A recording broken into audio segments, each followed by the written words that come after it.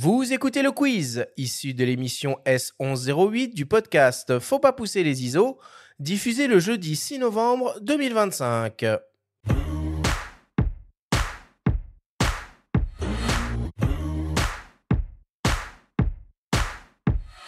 Louis-Marie, je vous le rappelle, le principe du quiz est très simple. On a reçu des questions de la part de nos auditeurs qu'ils vous ont posées via notre compte Instagram.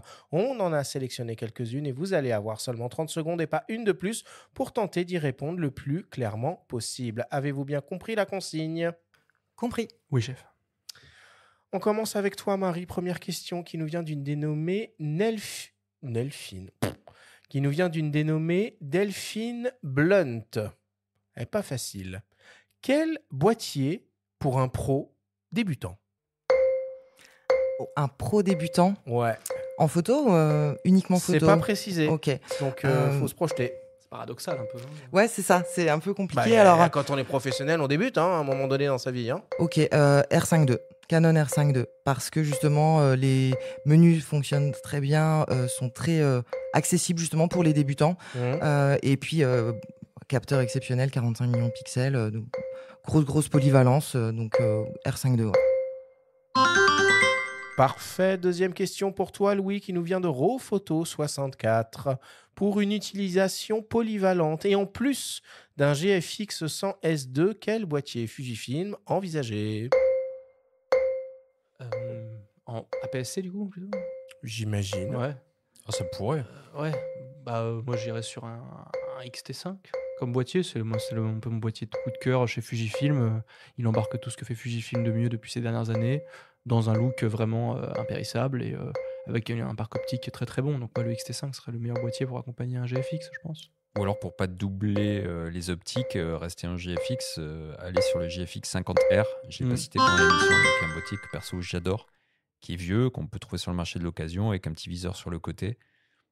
Ça peut faire un boîtier de secours. Est-ce que c'est assez simple de faire matcher d'un point de vue rendu, couleur, tonalité, des images issues d'un GFX, d'un boîtier APS-C ?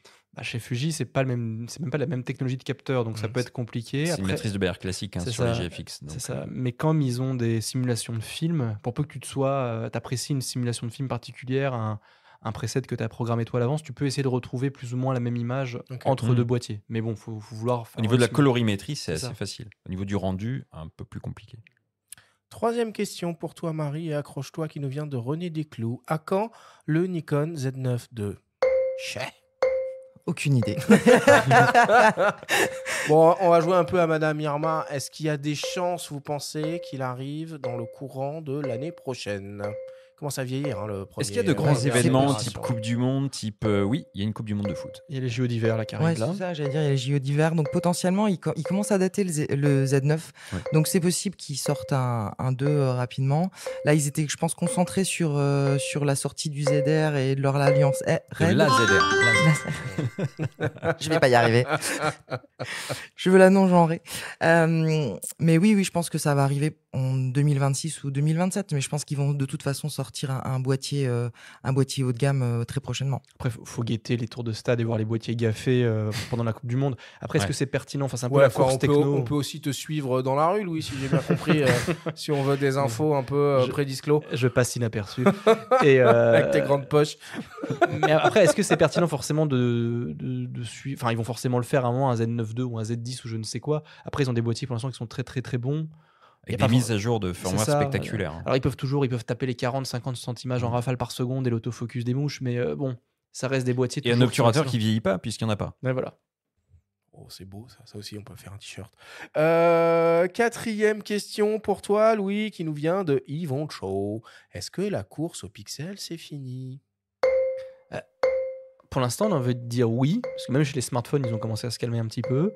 Là, je pense que les constructeurs sont arrivés à un niveau où ils se disent 60 mégapixels en plein format et 100 en moyen format, il faut déjà les gérer par tes ordinateurs parce que c'est comme des fichiers assez lourds. On est arrivé à un niveau de tolérance face au bruit numérique on n'arrive pas à faire mieux en montée ISO maintenant actuellement depuis 5, 6, 7 ans. Donc je pense que là, la course au mégapixel, elle peut enfin s'arrêter. Après, ça dépend vraiment de la volonté de R&D de la division de capteurs de chez Sony. En fait. C'est eux qui donnent le là pour ça. Si demain ils te sortent un plein format avec 100 mégapixels ou 150 mégapixels, les autres seront obligés de s'adapter. C'est une annonce sur la définition de l'Alpha 7.5 ? Non, je sais pas. Mais il y a des capteurs, ça et là, ils ont sorti des capteurs à 240 mégapixels. Il y a toujours des capteurs qui sont annoncés alors pour l'industrie, tout ça. Voilà. Mais c'est un peu eux qui sont l'alpha et l'oméga dans le développement de capteurs photo et vidéo. Donc à suivre. So be it. Et pour terminer, une question de mes soins, une question qui tue.